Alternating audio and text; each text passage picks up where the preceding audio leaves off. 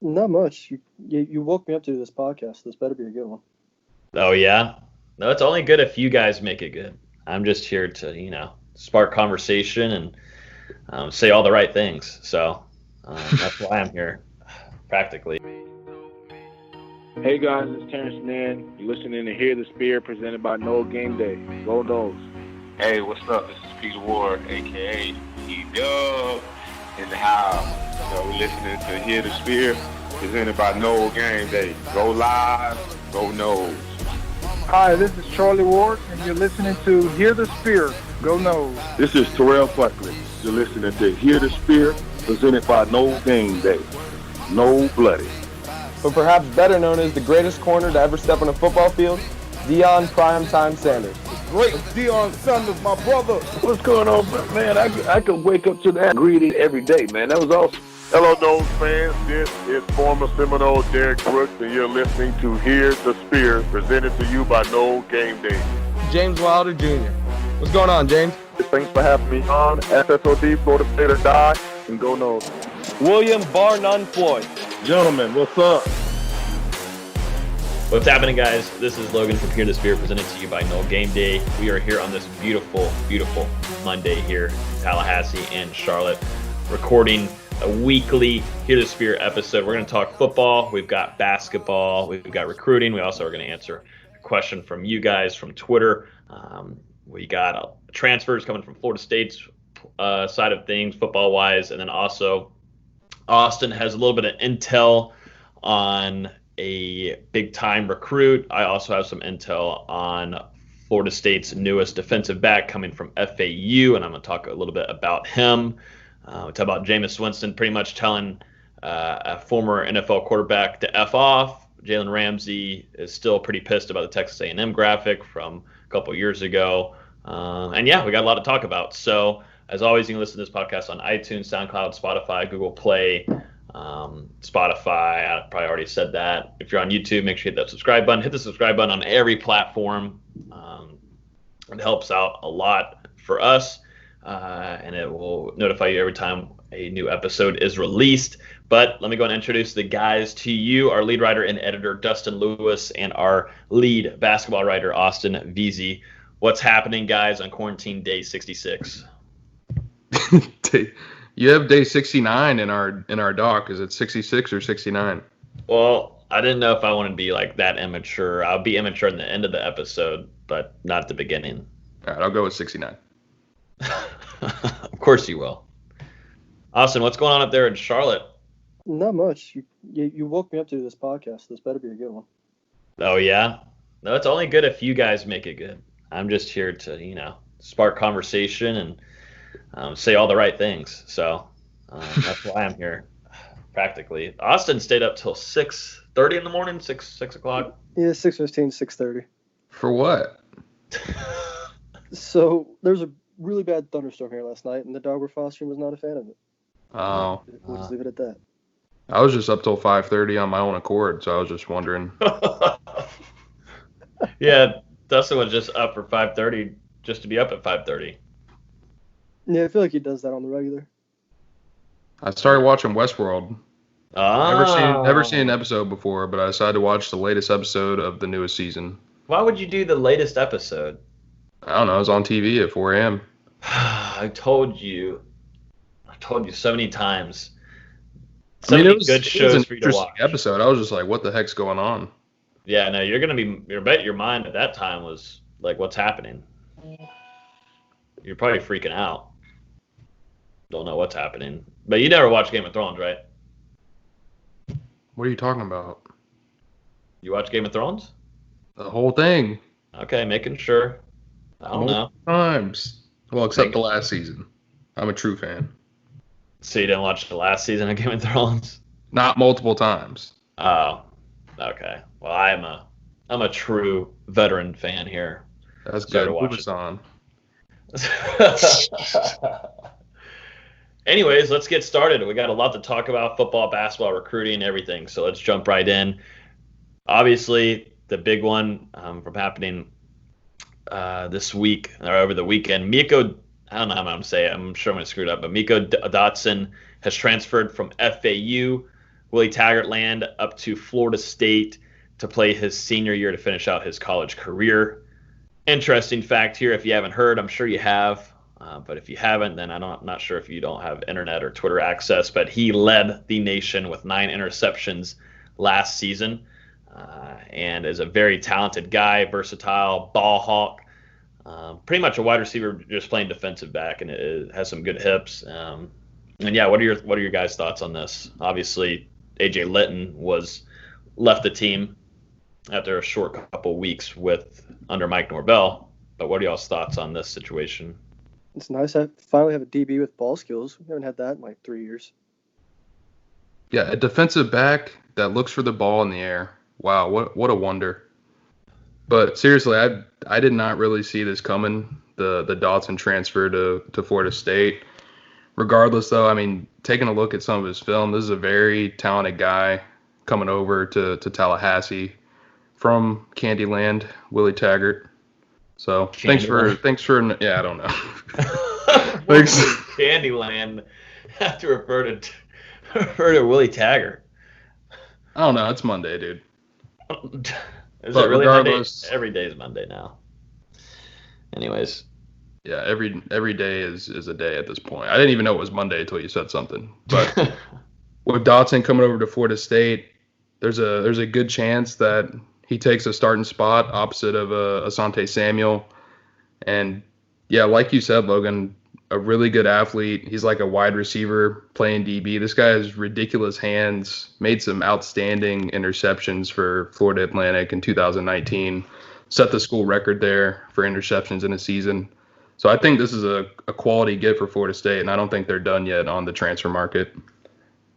No. We kept talking all preseason how we were expecting guys to transfer out and transfer in. Obviously, with COVID-19 impacting some of that, it changes things. But we're still expecting, I think, some more moving parts to come through at some point.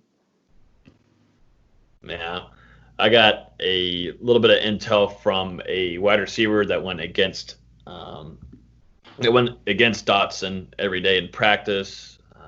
A very reliable source, obviously. He says, I asked him pretty much, what is Miko Dotson? Is he pretty good? That's basically what I asked. And he said, yeah, I'm not going to lie. He was our most trusted defensive back, in my opinion. Fast as hell, strong as hell, great hands, clearly. Better than pretty good. He also mentioned that he's a crazy hard worker. He said, if not our most trusted, up there with the most trusted. And I'd say we had the best set of DBs in our conference. He said Florida State got a good one. I asked him about why his intentions were to transfer. He did not know why, but he does wish him the best. He also said, I asked him how he is in the locker room and how he is with teammates, and he said he's a great person in and out, on the field, off the field. So I think it's a great grab for Florida State. Obviously, I think it's always interesting to see how a person is on the field, how a player is, but how they are also transferring and coming into a locker room. That can always affect a few things, but it looks like FSU gets a win-win both on and off the field.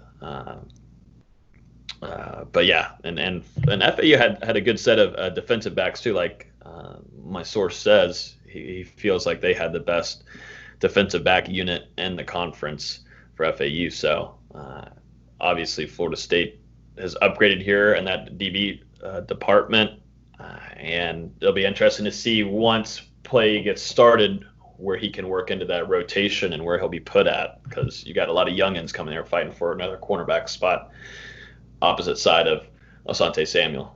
Yeah, and last year Dotson spent a lot of time at the nickel spot, so really he could play a bunch of different roles in Adam Fuller's defense. He fits really well into this scheme, and that's a big reason he decided to choose Florida State. Baylor defensive end transfer Deontay Williams is going to Florida State. He's a legacy recruit. He's a father. The legacy recruit father is Alfonso Williams, who played defensive back in Tallahassee from 1985 to 1988. He's expected to have 1 year of eligibility remaining, but due to serious arm injury in 2018 that resulted in him sitting out in 2019, he could receive a medical waiver. What are your thoughts on this one, Dustin?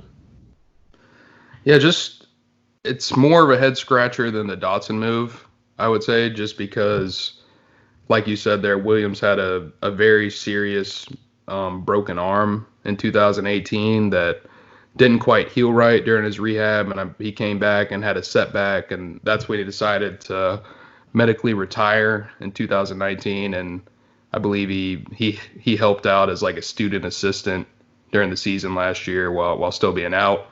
But now he's decided to play again, and he's going to do that at Florida State. He's a guy. I think he could be really good as a pass rusher for Florida State. Very athletic guy, good at sneaking around blocks and getting into the backfield to make plays. Got some athleticism. So if he can come back from that arm injury, and I mean, we're just going to have to see because, again, it was serious. I think that he could be a quality addition to the defensive end group for Florida State. We'll just have to see about the waiver. Like you said, Logan, he has 1 year of eligibility remaining right now, technically, just because of the 5-year clock or whatever. But since he missed all of last year and got injured pretty early in 2018, I think he'll get that waiver if he does want it. So this is just kind of a wait and see, plug and play guy for me. Yeah, I agree. Obviously, Florida State, too, is trying to build that defensive end depth, but I think a lot of fans and people covering Florida State are just going to have to wait and see on what kind of product is going to come out of Williams. He's definitely still, it's just a head scratcher, like you said, Dustin. Here's a pretty cool thing that the ESPN showed some love to Florida State, showing that Florida State is going to return 3 out of the top 10 defensive linemen from the interior side. And they ranked Marvin Wilson at number 1, Corey Durden at number 5, and Robert Cooper at 10. I think the only college team putting Florida State, the only college team that has 3 in the top 10. So they're returning some interior defensive linemen that ESPN thinks is going to be some of the best in the country. Obviously, Marvin Wilson returned. Said him and Tamarion Terry said they're going to come back for another year. They obviously easily could have gone and went to the pros, but Marvin Wilson decides to come back, and it's showing, a lot of sites, a lot of publications are putting him high up there. But Durden comes in at number 5, and even Robert Cooper sneaks in there at number 10.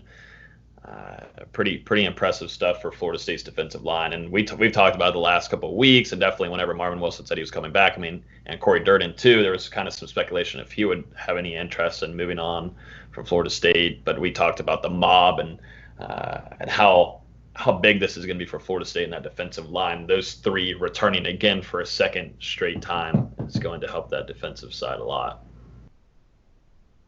Yeah, I agree. And I think here you got to give some credit to Odell, who we love to give love to on the podcast. Obviously, Marvin Wilson was a 5-star talent coming out of high school. I mean, this is about where he should be at his career coming back for his senior season. But you look at Corey Durden and Robert Cooper. These were both 3-star guys coming out of high school who Odell Haggins has developed into some of the top interior defensive linemen in the country. So, I mean, that's more credit to his coaching and how he develops guys. And, I mean, people keep saying he's not landing elite talent, but if he's developing them to this level of play, he doesn't need to land elite talent. Oh, Robert Cooper gets in there in the top 10. Didn't you say that Robert Cooper should have been on kickoff return, Dustin? Do you feel silly now for saying that? I mean, just because he's one of the top interior defensive linemen in the country doesn't mean he shouldn't be able to return a punt every now and then. I kind of agree. Austin, are you part of that train too? No, I'm not. Okay. I don't think he should be the Dan Connolly of New England. Yeah, no, Marvin Wilson is going to be a monster. And I think a lot of things Corey Durden's up there too. He had a very impressive season last year. I think a lot of things that are maybe question marks are in regard to his mental game per se. If that can be straightened and he has a full buy-in, obviously with Odell Haggins he already has, but with the new staff, Marvin Wilson and Durden, that 1-2 punch should be dirty on the inside. And obviously Robert Cooper is one of the strongest on the team, with True Thompson probably being the just one guy ahead of him. But obviously you're bringing 3 guys. I mean, What was Clemson in there? Dustin, was have any Clemson guys in there? Because that's all I think about when we're thinking defensive linemen in college football. I think immediately to Clemson. But then again, they are bringing true freshmen. 3 true freshmen that are 5 stars coming in on the defensive line. Yeah. Year after year, they just reload in the trenches, offensive or defensive. It doesn't matter. Yeah. No, not ever.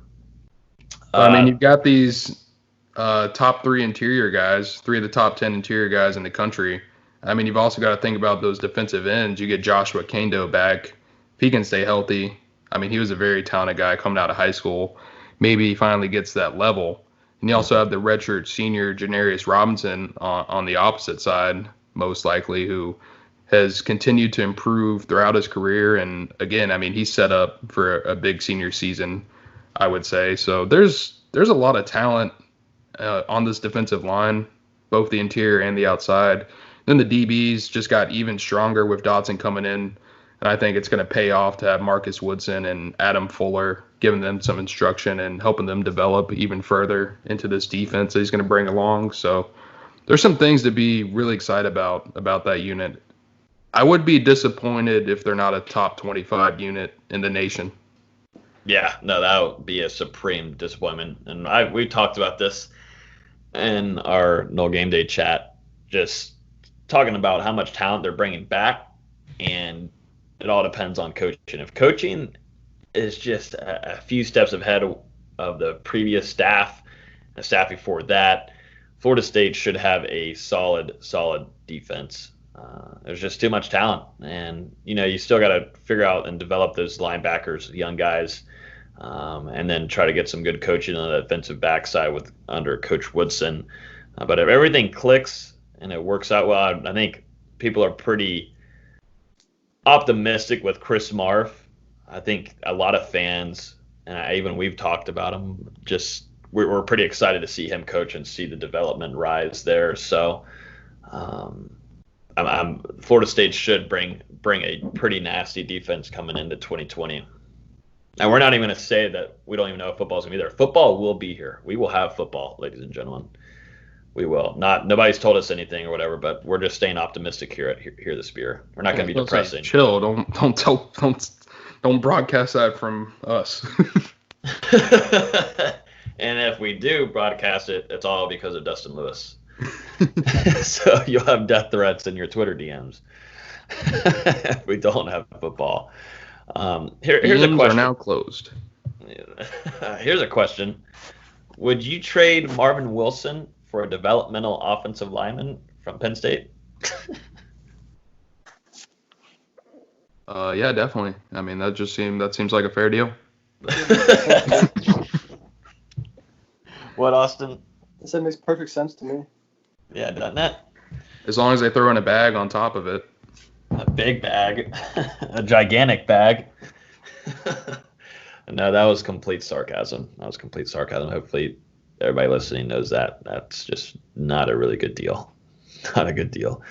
All right, let's see. Jalen Ramsey talks about the Texas A&M graphic. This is what I got listed here on the notes. Dustin put together a little quick article on this. Jalen Ramsey and Derwin James were on a ESPN show, I believe, right? And the boardroom with Jay Williams. With Jay Williams, yes, Jay Williams. I always forget his name, but he was talking about the previous staff under Jimbo Fisher and most certainly Tim Brewster going over there. And Tim Brewster tweeted a graphic. A lot of you probably know about it, with a lot of the Florida State DBs in there. Jalen Ramsey was one of them. And it was like a recruiting graphic saying, defensive back, DBU. Look how many guys have gotten paid, and had like all the money at total at the bottom of how much money was, guys were making going into the NFL.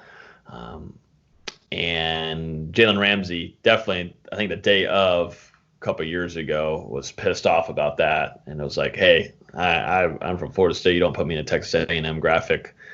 And then a couple of days ago, like we were talking about, him and Derwin James were on the Jay Williams show in the boardroom with ESPN and talked about it. And Jalen was like, I love y'all, but Tim Brewster, y'all got to kick rocks. I was from Florida State. If you ain't with State, then you got to go kick rocks. So it was pretty funny. I think the best part about it was he said Bruce was actually a good coach. We all thought he was a good recruiter, but a good coach, that might be a stretch. He was trying to maybe be a little nice there. Jalen's never been known to be nice, though. He says it how it is. I mean, he did say that man never taught me a DB technique or something like that. He did throw that shade a little bit. But I think it's pretty funny. I mean, there were 7 Seminoles on that graphic. Yeah. I linked the graphic in that article if anyone wants to check it out if you're listening. But there were 7 Seminoles on the graphic. Logan, do you have it pulled up? I'm pulling it up now. We'll start naming off who's in here. It's pretty funny, though. Jalen's still pissed off about it. As he should be. Let's see here. We've got, if it'll load. All right. Obviously, P.J. Williams is in there. Marquez White. Xavier Rhodes. Jalen Ramsey, of course. Ronald Darby. LaMarcus Joyner. And Terrence Brooks. And it says Fisher's defensive backs. Fisher's defensive back. Good work, Jimbo. Yeah. So this was back in 2018. So actually not that long ago. So this was in 2018 around this time. It was about 2 or 3 months after Jimbo Fisher and his staff made the move to Texas A&M. Logan, I think the date's on that tweet. I think it was February or maybe March. February 26th. Yeah. Yeah, it was less than 3 months after this man left Tallahassee, and he had the gall to put 7 Seminoles on a damn graphic. Yep. For Texas A&M. That's crazy. Yeah, he was on something. He was on something. I think there's a couple other DBs that weren't too happy about it either. At least some other guys that are under Jimbo Fisher weren't too pleased with that situation. But yeah, Jalen and Derwin were both on the show just a couple of days ago, and Jalen had to bring that back up, and he's still showing his love for Florida State. Even though they've had a rough couple of seasons, man. Once you go to Florida State, man, they don't care what you say. They're still going to come after you, no matter what. Well, at least for the 8th guy on the graphic, they had the guy that Mike Elko coached at LSU before he came to Texas A&M. Oh yeah. They didn't have a single Texas A&M player on that graphic. No, they didn't. All they have on here, Kevin Johnson. 1, 2, 3, 4, 5, 6, 7. Yep, 7 Noles. I take it back. Kevin Johnson was from Wake Forest, but whatever. How dare you? How dare you? I wasn't looking at the graphic. I thought it was an LSU guy. All right, so speaking about another true Nole, and things are getting a little spiced up here in the Jameis Winston saga. Obviously, Jameis Winston is probably not going to be the backup quarterback to Tom Brady. No one's expecting that, really, if they have any smarts. But David Carr. Who? That's what I was just trying to figure out. David Carr. David Carr. So pretty much, Jameis Winston has been training obviously a ton. He's actually lost a lot of weight. I don't know how much weight he's lost, but I've been keeping a close eye on his training, and he has slimmed down a lot. He says he's back to his 2013 weight, which I believe he has slimmed down a lot. But he's been posting a lot of workout videos, and then there's a video of him with his trainer. They're practicing like he's in the pocket with defenders coming at him near his head. And Bleacher Report tweeted the video. And so David Carr thought that he should just come on in and say a few words to him. Remember, this is a former NFL quarterback. Just like Dustin said, we don't really know who he is. But he decided to chirp in. He's got a verified account. He's probably on ESPN NFL Network, blah, blah, blah, whatever. So here we go. This is what he said about Jameis Winston. Stop paying your friends to train you. Stop. Get some help. I've been in a lot of collapsing pockets. Never once did I have a defender just flying at my head with a laughing emoji. So now, like reading that would piss me off. I'm a little triggered right here because obviously I'm still in the NFL. Talking about Jameis, I'm still in the NFL. I'm doing my training, so I'm like, oh man, that would piss me off, Jameis. So then I didn't really expect it, but Jameis Winston fires back and says, "Hey, bro, I have nothing but love for you. Reach out to help or mind your business, though. I've been working with my personal trainer since I was 14. We built this from the bottom, and we're still building. Treat others how you want to be treated, bro." With a silence emoji, finger over the mouth, La hater, hashtag social distancing. And then Jameis provides a clip showing exactly why he was training for defenders coming and flying at his head. It was a game against the Saints, and a defender comes right at his head and tries to grab him, and Jameis Winston ends up avoiding it. And then David Carr responds Still back not done yet. Yeah, David Carr has a lot of time on his hands. Seems like ESPN or NFL Network, wherever the hell he is, NBC News 6, whatever. He's got a lot of time. They don't need him on the air a lot, so he's got time to respond. He says, "You've come a long way since 14, and so has training. You've also got a lot more resources at your disposal. Godspeed on your next stop." So pretty much, David Carr got put back to his place. Even when I think Derek Carr, I don't think of someone I'd be really listening to anyways for football or definitely quarterback insight or tips. But what are y'all's initial thoughts on this? Because obviously we saw this all rumbling out and firing up on Twitter. And I thought it was awesome. I just can't believe David Carr would take shots at anyone, given how bad his career was. I think Austin's about 10 feet away from his mic. No, I'm right next to it. Wake up, Austin. I know you've been up at 6, but can't hear you.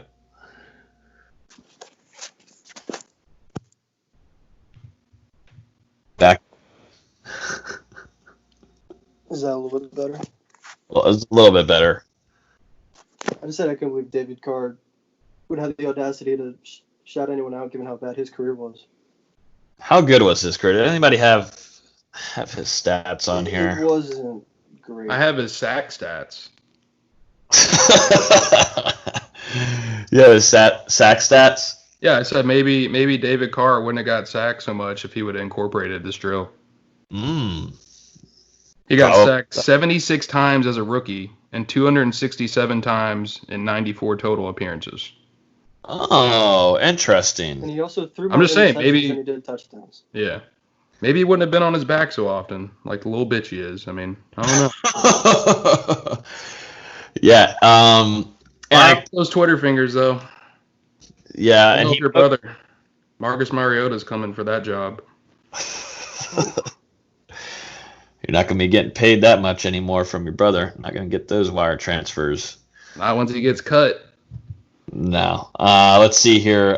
So I'm already thinking, so now that you brought that up, Dustin, definitely Jameis still goes through a worse offensive line than what probably David Carr had to go through. So his time was with Houston, Carolina for a year, the Giants for 2 years. Yeah, he won a Super Bowl, baby. Never played a snap, but won a Super Bowl. Ooh. Champion. A true champion. Wow. This is a guy that we need to be taking advice from right here. People have a ring. Nope. Oh, did he have a national championship ring as a starter, going undefeated either? I'm wondering. I'm just wondering. I'm trying to figure that out. But he's got back pain from getting sacked so many times. Yeah. Where did he go to college? Let's check in real quick. Fresno State, I think. Oh, Fresno State. Big competition there, ladies and gents. Oh, the shittier FSU. I was just about to say that. Fresno State for David Carr. You wonder if he greases his hair a lot. It's got to, right? I just wonder how long it takes him to get out of bed in the morning after getting sacked so many times. Yeah. It's interesting. Interesting thing here. Godspeed says Jameis. I like this. What? So the clip pretty much shows exactly what Jameis is training for. Literally. And I don't really understand. A lot of people are getting on to Jameis Winston's training right now because from what I've seen and what he's doing definitely things that not a lot of other quarterbacks are doing. But like I said, he has lost a lot of weight that he didn't need, which is going to create more mobility for him, which he was already mobile. Obviously, he had to be. It was essential for him to be in Tampa with that disgusting, terrible offensive line. But Jameis Winston's been working his ass off, and he's still having to deal with rehab. So I think a lot of people are getting mistaken about his rehab workouts and his actual workouts. Yeah, just David Carr chiming in. Good to hear from him. I think he was put back to sleep. Probably shouldn't hear from him in a little while. First time we heard it from him in like a decade. Yeah.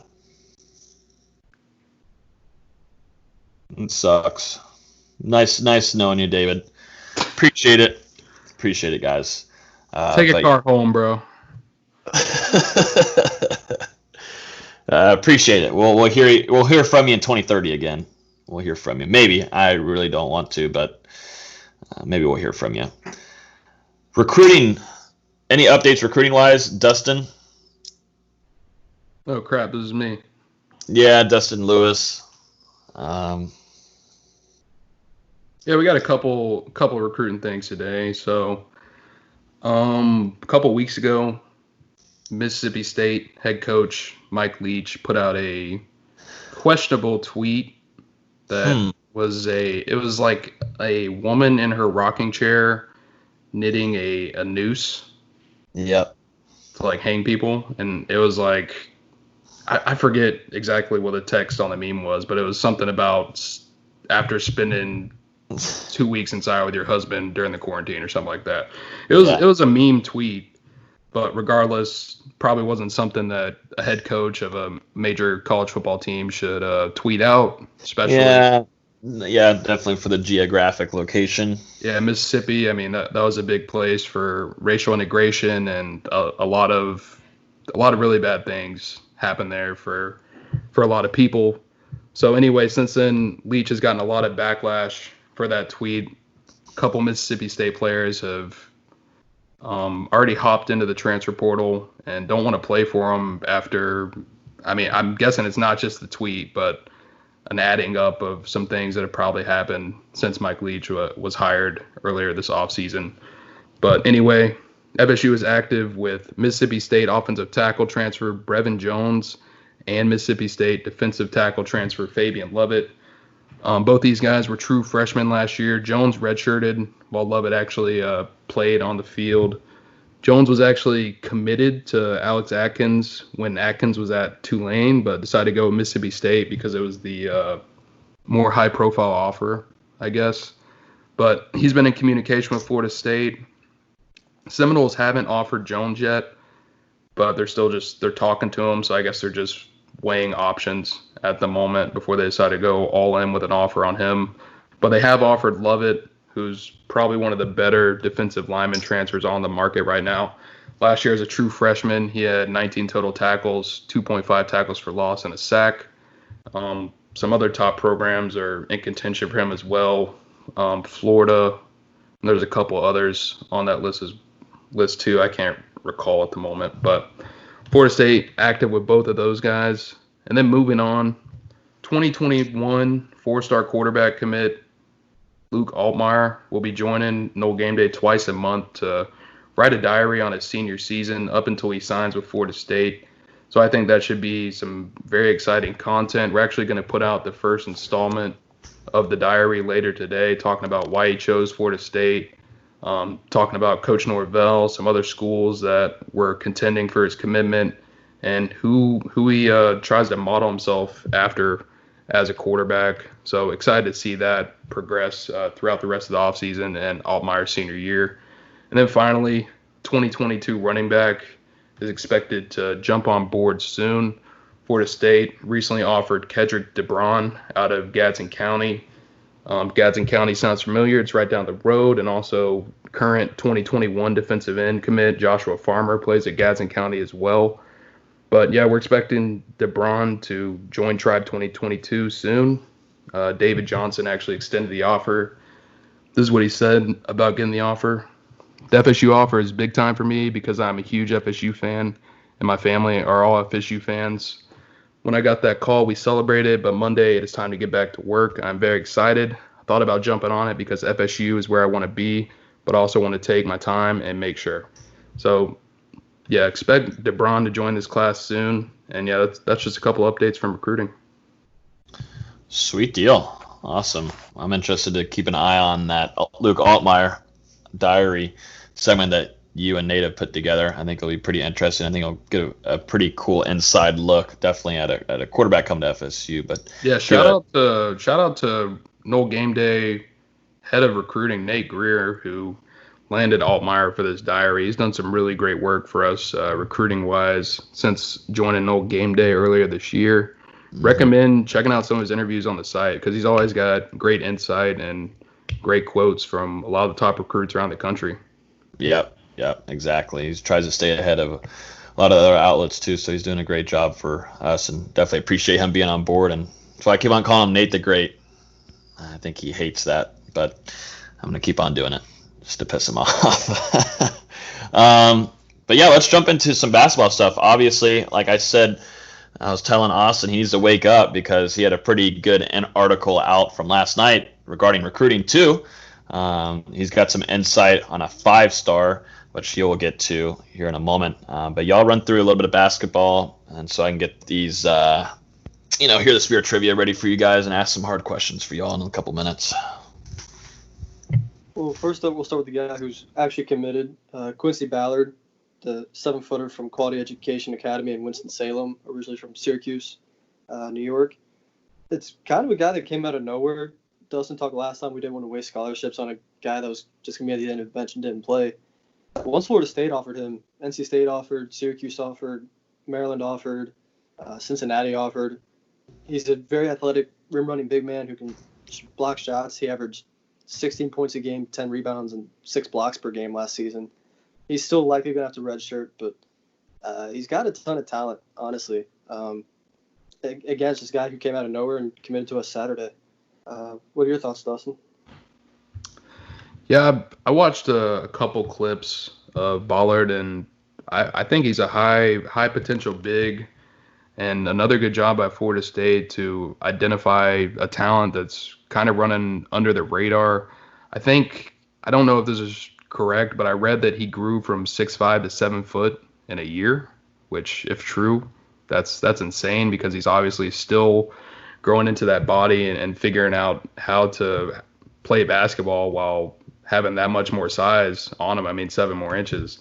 But when I was watching his film, I thought he had soft hands under the basket, did a good job of looking at his teammates and catching passes and going up quickly, whether it was dunks. And then another thing that he did, and he almost reminded me of like a guard that was posting up because he wasn't always trying to go for the dunk. He would post up and just take the little floater over the top and just get the touch to make it drop. So I'm really excited. I'm really excited to see him. I don't know if he'll play next year for Florida State. This is a guy that's going to need some development. But considering what the big man situation is currently going to look like for 2021, I think it'd probably be smart for Florida State to try and get him in, maybe not in the conference schedule unless you're blowing people out, but at least in the non-conference schedule. Let him get some experience at the college level because you're going to need some experienced guys in 2021. It's not all about this upcoming year. Yeah, like you said, he's got really soft hands for a big. I don't think he was 6'5". I think his junior year he was 6'8", which even still 4 inches is a huge growth spurt this late in someone's development. Like you said, he's still learning how to play at his 7-foot size, and he's going to need that year of development to learn how to play effectively at his size in the ACC. He seems like a really quiet kid, which kind of concerns me. I've watched a few interviews with him. The center is the most important position in Florida State's defense. They're the one that's directing traffic from the middle. Even though it's still a man-to-man, they're the ones shouting out ball screens and how the guard at the top should play the ball screen so they're not turning their head and getting beat. I think he's gonna need a lot of room to develop. I don't think he'll touch the floor this year unless they don't land one of their other targets, which we'll get to here in a second. I think he's gonna need that redshirt year. It's gonna be a lot like 2016-17, where we had Fiondu Kabengele redshirting, but you still had Michael Ojo, Jarquez Smith, and even John Isaac to play at the 5 if you really needed him to.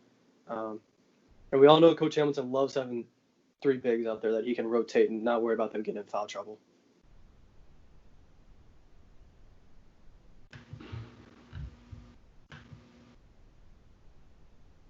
I thought you were going to say something, Dustin. Wasn't paying attention.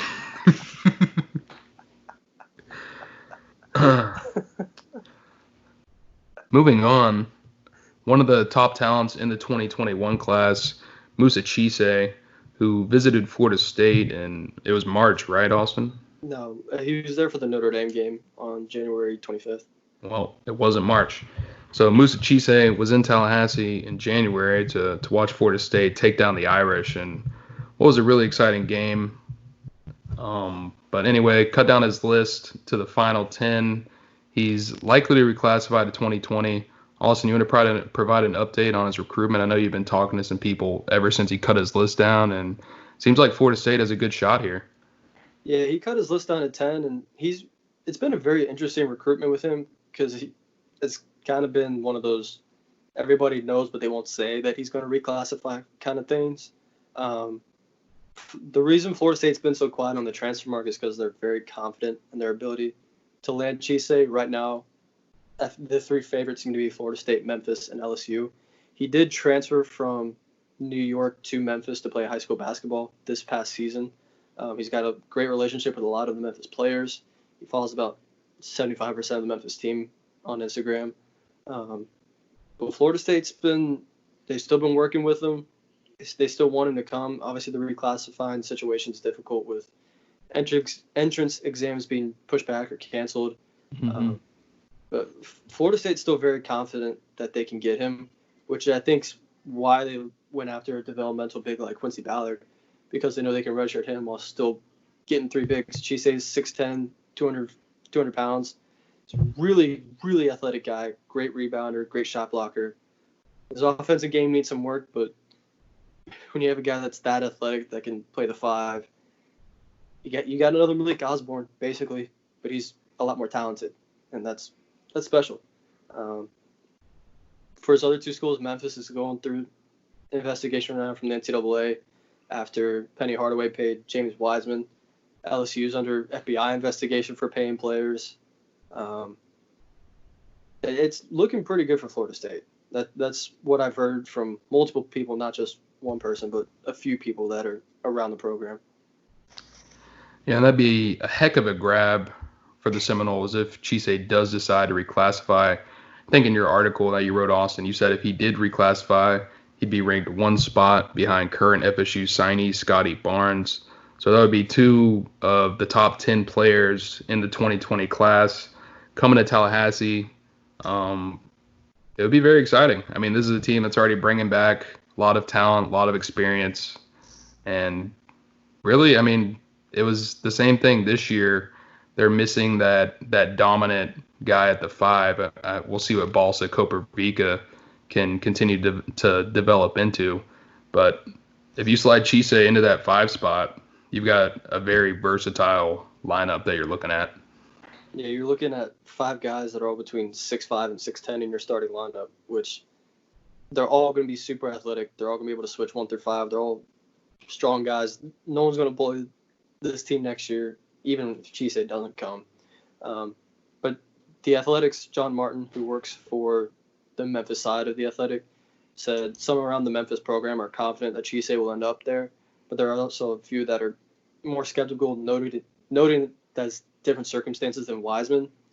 Wiseman was talented enough that he could afford to miss games because he's got so much offensive potential at 7'1". Plus his size, he had great defense potential as well. Chise has a lot to work on offensively. Defensively, he's one of the best in the class, but he's nowhere near where he needs to be offensively. He can't afford to miss the entire season and play just 3 games like Wiseman did. He needs to show NBA scouts that, hey, this is where I am in my progression. I can be taken high. If he were just to go to Memphis and the same thing happens to him, there's recruiting violations that come out, he misses the season, he would probably go in the second round, which is crazy considering he's a top 10 prospect. But that offensive game is just not there yet. He needs to develop that. And honestly, going to Florida State would be perfect for him to develop that game. Yeah, I mean, it's the same thing with LSU. We'll see what happens there. But, oh, man, what was that show called? I know what you're talking about, but I didn't watch it. I can't remember the name of it HBO. right now. Yeah. But it was the documentary on all the corruption in college basketball and the investigations that have been ongoing for past couple of years. And they had a clip of Will Wade talking about paying players and saying that he would pay players.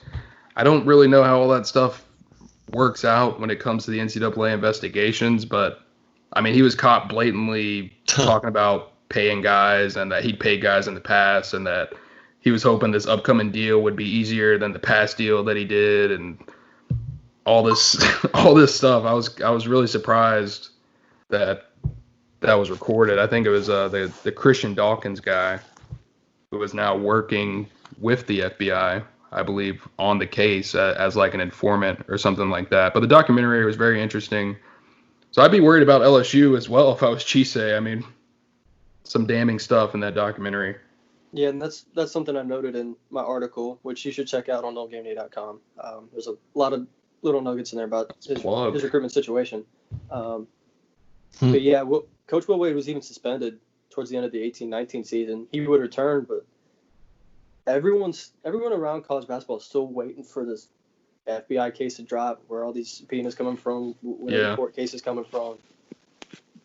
Everyone's expecting it to come late summer, but with the coronavirus and COVID-19, it might be pushed back. I don't know. Might get swept under the rug. With college basketball. I mean, you're still looking over at Sean Miller at Arizona, getting away from Chisay real quick, but Sean Miller at Arizona has pretty much been exposed to be dirty, along with Will Wade, and nothing. Yeah, and Bill Self at Kansas, too.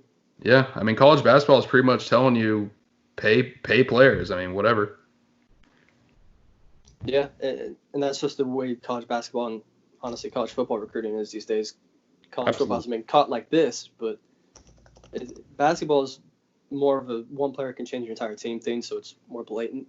But it's going to be interesting. One thing to note with Chisay, he's currently AAU teammates with Florida State commit Bryce McGowan's for the 2021 class.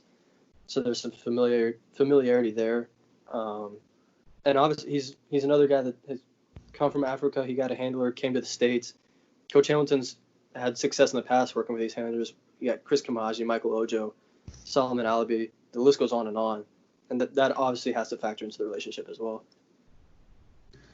Some very good insight from Austin Veazey. Definitely go check out that article on Chisay. He did a phenomenal job on that. So definitely it'd be interesting, man. Whenever you are talking about it, it just shows the development in the last couple of years of what Florida State's basketball program is turning into. Definitely when you're talking about landing 2 top 10 guys, man, basketball school is there. And I think it might be here to stay for a little while, hopefully, or for a good while. Yeah, and it's also, I should say, once Chisay visited, like he didn't take any interviews afterwards, but I was told he was surprised by how much he loved to visit, and he wasn't expected to love Tallahassee and the environment as much as he did. And he can't visit LSU because of the coronavirus and everything that's going on there. He can do virtual visits and FaceTime and Zoom and all that, but it's not going to match the experience of one of the best atmospheres that Tucker Center has seen in the last 20 years. Yeah, exactly. He picked a good time to come see what the Tuck has really turned into. And real quick, let's do an interjection with some breaking news. Yeah. So Florida State, Mike Norvell just put out a commitment tweet. It's not completely confirmed yet, but he put 352 in the tweet, which is the Ocala area code. Florida State is pursuing a couple players from Ocala, namely 3-star center Jake Slaughter, who's been a lean to Florida State ever since his visits this offseason. Most recently was on campus in March for Junior Day. But Slaughter just pulled the trigger. He'll be the first offensive line commit of Tribe 21. Florida State looking to get 2 centers in this class. So this is a great way to start it off. Real quick quote from his visit in January. He said, "I spent time with Coach Norvell and Coach Atkins in their offices just for a little while. Coach Norvell was telling me to find the right fit. I think FSU seems to be a good fit. He was saying he wants me in the class, but to take visits if I need to see other schools. They need a center. This visit was a really, really good business trip." And he also talked about Coach Atkins and his relationship there and how they broke down some film and how Coach Atkins was showing him what he's doing right and what he needs to work on. And he said FSU was emerging as a leader following the visit, but he didn't want to make a list at that moment. But it seems like now's the time, and Slaughters went ahead and pulled that trigger. He's going to join Tribe 2021. Like I said, Florida State has their first offensive line commit of the class. This is really big because, like I said, Florida State going after a couple guys from the Ocala area, which includes one of the top offensive tackles in the country and 4-star Caleb Johnson, who's an Auburn lean at this moment. So we'll just have to see. Slaughter and Johnson have a really good relationship. And then there's also Garner Langlow, another offensive tackle on the same team. And earlier this week in an interview with Tomahawk Nation, Caleb Johnson said, "Jake and Garner are great dudes. I would love to keep playing with them," when talking about playing together in college. So Slaughter pulled the trigger to Florida State. We'll have to see how that continues to go with these other 2 guys. Yep, this is now confirmed because he just tweeted it 7 seconds ago. This is why you listen to Hear the Spear. Come on, you get instant reaction. You get instant reaction to commitments. You get inside info on 5-star basketball prospects. I mean, what else do we need to do? I'll read out Jake Slaughter's commitment note piece he wrote first. "I would like to thank God, my mom and dad, all the coaches I've ever had, and my teammates and buddies for helping me make this decision. Without all of them, none of this would be possible. I would like to thank my dad, Coach Lane, Coach Johnson, and Coach Bensick in particular for helping me with my technique and overall becoming a better young man. I would also like to thank every other coach university that put time into my recruitment. With all that being said, I'm beyond blessed and excited to announce my commitment to Florida State University." So Coach Atkins, Coach Norvell, Dillingham get an offensive line commit in that center position. He is ranked, our Nick from NoleGameDay.com, he just tweeted Florida State lands the number 6 offensive center in the country. So yeah, really good grab for Florida State. And Alex Atkins. Yep, gets his man that he wants.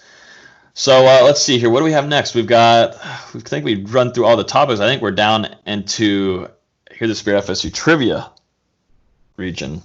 If you gentlemen are ready. Yeah, I think we're already down there. We've kind of ran through these pretty quickly. Don't we have this question or no? Oh yeah. Let me run through this question. Sorry, I've got like 30 tabs going here. So a question from CFB Knowles asks, "Does Miko Dotson start next year in your opinion?" What do you guys think? I would say yes, because he's got the experience and he's got the ball skills Florida State's looking for. And that spot next to Asante Samuel's wide open. Obviously, we've penciled in Akeem Dent there, but he's technically moving from safety from last year, so it's up in the air. I would say yes.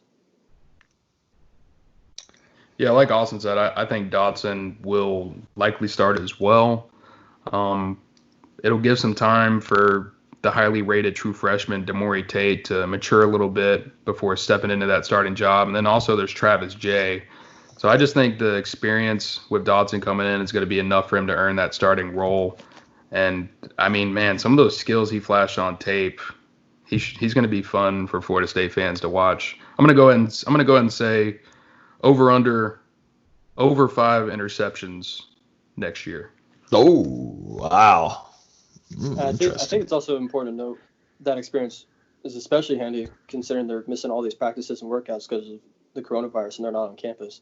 So having a guy that's already played 3 years is huge compared to these guys that have played 1 season or not at all. Yeah, from what I was told too, I think it helps too. From my guy that played against him and practiced against him and obviously has a ton of respect for him. Don't really know why he transferred, but maybe he wants a better chance at maybe getting a ring. I don't know. He wants to get his name out there a little bit more. Obviously, maybe not a lot of us heard about him until he was coming to Florida State. So obviously, you get your name out there. You're coming to a bigger university, and you still have two young guys. We talked a little bit. Becker's still out there, Fagan. But then you got two youngins in there. Travis J already was not going to be able to compete during the spring due to an ankle injury. And then also Travis J, who didn't see the field at all last season. He's going to be coming in. He was obviously wanted to have a promising spring and start getting into that rotation and compete. And we heard that he was moved down to corner at the start of spring. We only had 3 practices.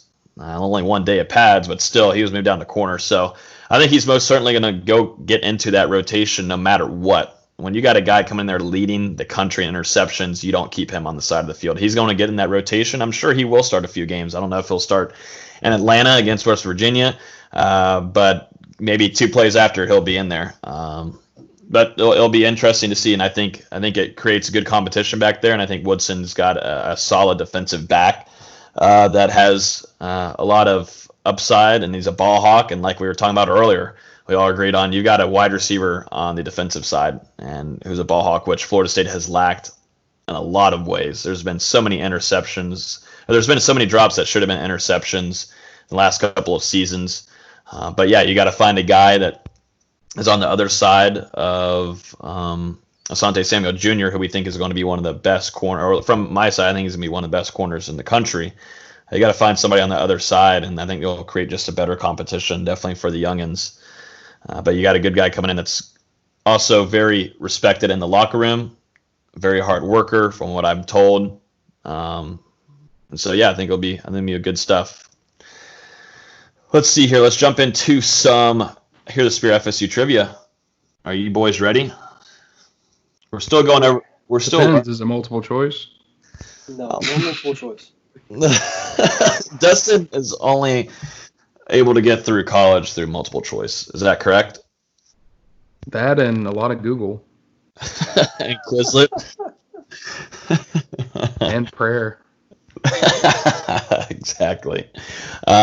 But yeah, so we're still going through the awards. I'm learning a lot through these award things. So we're going to still stay in this awards theme this week. So I'm going to go through the quarterback category, though, this time. So I don't know if we've already done that. I don't think so. But which quarterback out of Florida State, and there's only one. I'll give you that tip. There's only one. Which quarterback won the Manning Award for the best quarterback? Chris Winkie. 5 seconds. I'm saying Jameis, because Winkie was there only 2 years after Peyton Manning was in. Or wait. Archie Manning. I'll stick with Jameis.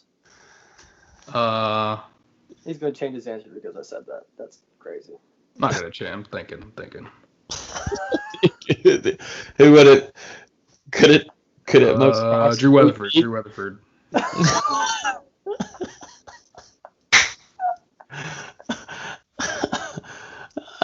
I'll just stay with Chris Winkie and take the L, bro. Whatever. I won't change. Damn, this is gonna be a quick. All right, Jameis wins. No, that was way over the 8-second mark. No, not for me. I'm timing it right here. That was only 7.9 seconds. Sorry. Oh, man. Okay, well, the answer is Jameis Winston in 2013. We got it right. There we go. We'll keep it going. This is pretty short, so we'll keep it going. Wow. If I lose, I'm going to be mad. Let's move on here, ladies and gentlemen. So, another award for the best quarterback. This is the Kellen Moore Award. Which two quarterbacks, there's 2 quarterbacks. Which 2 quarterbacks won this award? What was the name of the award? The Kellen Moore Award. And y'all have 8 seconds. Jameis. I would say Jameis and maybe EJ. That's where I was. Jameis and EJ. The Kellen Moore Award for the best quarterback coming out of Florida State. 1991, Casey Weldon. 1993, Charlie Ward. What? How does that make any sense? Yeah. Kellen Moore played at Boise State. It must have gone under a different name. That was Kellen Moore Award for the best quarterback. I'm confused. Hold on. Yeah, Says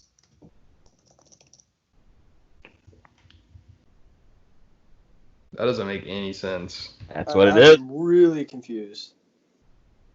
It is the Kellen Moore Award is a college football award given each year to the nation's most outstanding quarterback as determined by the Touchdown Club of Columbus. Which is awarded to the nation's top passer. It is different from the Sammy Bogg Trophy, which is awarded to the nation's top passer. Yeah, it used to just be the Touchdown Club of Columbus Quarterback of the Year Award, and it was renamed after Kellen Moore. Mm-hmm. We got finagled, Dustin. That's messed up. Yeah. I mean, I agree. I didn't see that coming. Y'all are learning. I was also like, how did EJ win an award? Yeah. That was my thought, but now I'm wondering, how did A.J. McCarron beat Jameis Winston? Because I just had to look it up. Oh, I'm sure. He won a lot of things that he shouldn't have won. Yeah. Like what? Shout out Chest Tat McHandoff. Shout out to what? Chest Tat McHandoff. Oh. McHandoff. All right, this next question for you guys. Obviously, it seems like y'all need to learn a little bit more. This is a Sammy Bogg Trophy for the best passer.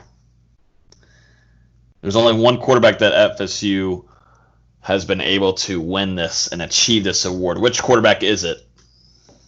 Wait, say the award one more time for me. Sammy Ball. Sammy Ball. I'm going Sammy Ball. I'll go Charlie Ward. What are the answers from you, Austin? Winky. You, Dustin? I already said it. Ward? Yep. Best passer. Best passer goes to... Oh, wait, I got it wrong. Chris Winky in 2000. Let's go. The best passer. I wasn't paying attention. I was trying to send this tweet out, so... Oh, yeah. Excuses. Dustin's hard at work. He's hard at work getting this out. Doing a good job here. All right, y'all ready for our last segment of the night or day? Our terrible, disgusting dad jokes. Like I always remind everybody, this is an explicit podcast. I got a good one. Yeah, this is an explicit. I'm keeping mine clean today. I think I'm keeping mine clean too, unless something pops up here. But I think I've got mine.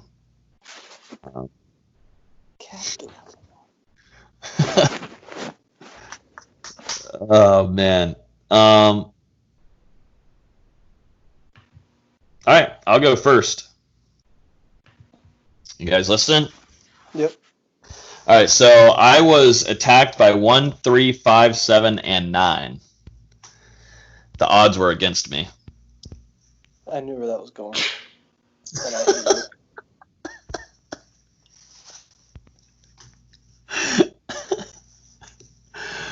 All right, Austin. For me. Let's do. What do you call a marathon for pastors? Reverend. The Reverend? Yeah. Reverend. Oh. Well, mine will make you guys laugh, hopefully. Doubtful. My wife just completed a 40-week bodybuilding program this morning. It's a girl and weighs 7 pounds and 12 ounces. Not laughing. What? I tried. Did you try, though? I mean, it's bad dad joke, bro. This is a weird one. This is from, literally, this is on Reddit. This is from 14 minutes ago. What do you call a color infection? Crayola virus. Oh, my God. Is that too soon? Oh, God. Is that too soon? No, it's not too soon. It's just bad. Wow. Oh my God. Keep going. Reddit's got me. Okay, Reddit's got me. I'm going to go to a similar one that someone had last week. It's not the same, but it's similar. What's the difference between a poorly dressed man on a tricycle and a well-dressed man on a bicycle? I don't know. Attire. Oh my God. Oh my God. Dustin, can you say something disgusting? No, this one's not disgusting. Oh. A man walks into a pet store and asks for a dozen bees. The clerk carefully counts 13 bees onto the counter. That's one too many, says the customer. The clerk replies, it's a free bee.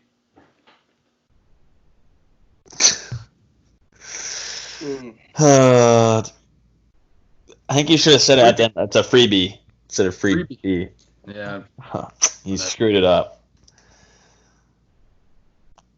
What do you call boobs made by Apple? Oh, we're still going. Iraq. Dang it. I was close. Wow.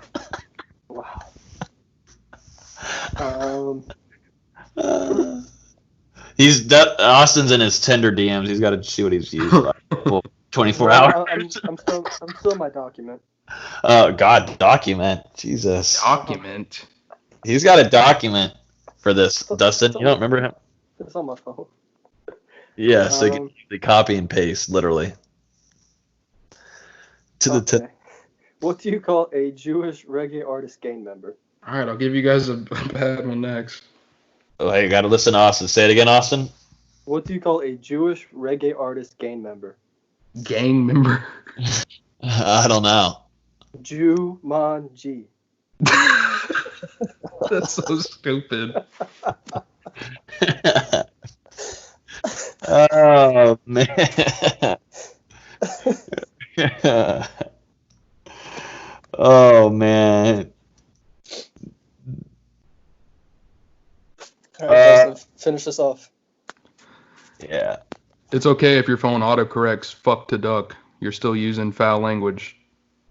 Oh, my God. Duck? What? Foul as in FOWL? Yeah. Oh, Jesus. Oh, God, help me. Or we can do this one. My boss hates when I shorten his name to Dick, especially because his name's Steve. It's not even a dad joke. Steve Dick? What? You're saying these so quickly. It's taking me a while here, buddy. All right, here's another one. I've just watched a documentary on marijuana. I think all documentaries should be watched this way. I don't think that's a dad joke. I think that's a true story. Whoa. Oh, Jesus. Okay, wow. Awesome. More people. Uh-oh. Quarantine has changed Austin. I'll end mine on a really corny thing just to make everybody hate me at the end here to end it off. My Italian friend didn't die. He passed away. Oh, that's... I've heard that one. That's Do you want to beat the shit out of me? No. Well, good. Jeez. Starting off on a good note on this beautiful Monday. Unless y'all have anything else to say, I think we can pretty much end this sucker off. Anything? Any comments? Yeah, I just want to say make sure to check out twitch.tv/NoGameDay. And check out my latest article on NoGameDay.com. Yes, make sure you go check out Austin's article. And then also regarding twitch.tv, I haven't put out the tweet yet, but I'll be doing my IG show. I did one every Wednesday night at 7 o'clock. That's going to be moved to twitch.tv/NoGameDay. I'm going to have a lot of content for you guys. It's going to last an hour. Now that we have a lot more time, maybe I'll be able to bring on some guests and whatnot. But twitch.tv/NoGameDay, we've actually reached affiliate status, so we can do a lot more with it, with the channel. I appreciate you guys going and chiming in and watching Dustin's gameplay. We also did a couple of some gameplay watch parties. I think we're going to do some more of that, definitely basketball-wise, in a couple weeks, and hopefully this week we'll do one. We got a lot of content coming for you guys over there. Twitch.tv, if you guys don't know what it is a streaming service, so you can download it on your phone, iPhone, Android, and you can watch us stream with our webcams. You can see us. We're going to talk. We can also put game film. We can bring guests on. We got music on the background, just all kinds of stuff. And hopefully you guys will come and hang out with me on Wednesday nights at 7 p.m. If not, go screw yourself. No, I'm just kidding. I'm playing around. But, yeah, definitely check that out. And we're also trying to do a lot more with Twitch and streaming-wise while everybody's in quarantine. We might do some recruiting roundup for you guys weekly with maybe Dustin and Nate. And they'll answer questions for you guys. And also we want to do some watch parties. And we might actually bring Hear the Spear onto Twitch and record live for you guys so you can see our screw-ups and our mistakes live, which would be really awesome. So people can clip that and really expose us, which would be phenomenal. So, yeah, a lot of cool things coming to our Twitch channel. We're trying to keep content going for you guys and got a lot of graphics, a lot of articles, a lot of recruiting. So, yeah, stick with us. Hopefully we'll get through this quarantine. Make sure you wash your hands so we can be in Doak Campbell Stadium and we can actually be in Atlanta, too, to watch Florida State take on West Virginia. So please wash your hands. Don't leave unless you have to, or Dustin Lewis will come and attack you. And you don't want that. Yeah. I guarantee you just need a slight little jog, everybody, and you'll get away from them. Whoa. Ouch. I've been working on my cardio, bro. I've been going from the couch to the office to outside to the couch. Yeah. What do you do outside? Going to your car to get Whataburger? Only to break curfew. Jeez. Yikes. So, yeah, this is definitely time for us to end off the podcast. Thank you guys so much for listening. Unless you're David Carr. So we don't care if you listen. We would actually suggest if you don't listen. But, yeah, thank you guys so much for listening. It's a bad dad joke to say, I hope you get in a car accident. Okay. Yeah, we need to end this. If I can mute Dustin, I would. I didn't know if that qualified. That's a little rough. That's a little tough. You said it already mature content. I mean, you could be investigated after this. No, I didn't. You could be investigated for what? Threat. That was pretty much a threat. That was kind of like a, I didn't say I'll make you get in a car accident. David Carr, you're kind of hoping he gets into a car wreck. That's not a threat. That's just a wish. God, we need to end this as soon as possible. Thank you guys so much for listening. You can always listen on iTunes, SoundCloud, Spotify, Google Play, YouTube. Hit that subscribe button everywhere. If you leave us a 5-star review, we will shout you out on the next podcast. I know I didn't do it this week again, but I promise I'll do it next week. We'll shout out like 3 of them. But yeah, thank you guys so much for listening. Follow us on Twitter at Hear the Spear. The guys' Twitters are below. We will see you guys next week. Hang in there. And yeah, we'll see you on twitch.tv/NoelGameDay this week. See you guys. Bye.